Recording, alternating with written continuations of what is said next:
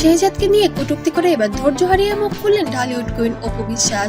অপু বিশ্বাসকে প্রশ্ন রাখা হয়েছিল সাকিব খানের দ্বিতীয় অধ্যায়ে শবনম ইয়াসমিন বুবলি যে আপনার জীবনে অনেক বেশি কাল হয়ে আছে, এটা নিয়ে আপনার মন্তব্য কি? এটা আসলে কিছু বলার নেই। হ্যাম্পার বা কি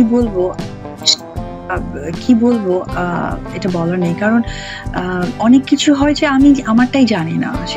এবং আপনি নাকি বুবলির জীবনে অনেক বেশি হ্যাম্পার করছেন।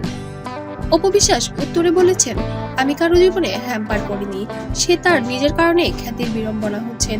এটা কিন্তু অনেক সময় দেখা যায় যে তারা বের করছে বা আনছে, এটা আমি মনে করি যে খ্যাতির বিড়ম্বনা হতে পারে। এতে আমার কিছু করার নেই, সে যেমন কর্ম করবে তেমনটাই ফল পাবে।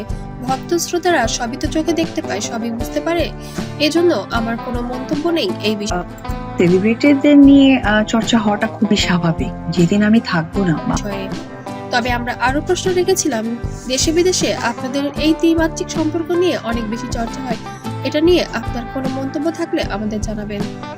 উত্তরে অপু বিশ্বাস বলেন, এটা নিয়ে নতুন করে কিছু বলার নেই, যারা সেলিব্রিটি তাদের নিয়ে অবশ্যই চর্চা হবে দেশে বিদেশে সব জায়গায়। এটা ভক্তদের একটি অভ্যাস, এটা আমরা অনেক বেশি ভালোবাসি, কারণ আমরা যখন ভালো কাজ করব তখন সবাই ভালো বলবে, খারাপ কাজ করলে খারাপ বলবে, এটা চর্চা করবে, এটাই স্বাভাবিক। সেলিব্রিটি আমরা এটা স্বাভাবিকভাবেই নিই। আমি সেলিব্রিটিও থাকবো না, তখন আমাকে নিয়ে কোনো চর্চাই হবে না। ইনফ্যাক্ট আমি ভুল করলেও কেউ দেখতে আসবে না।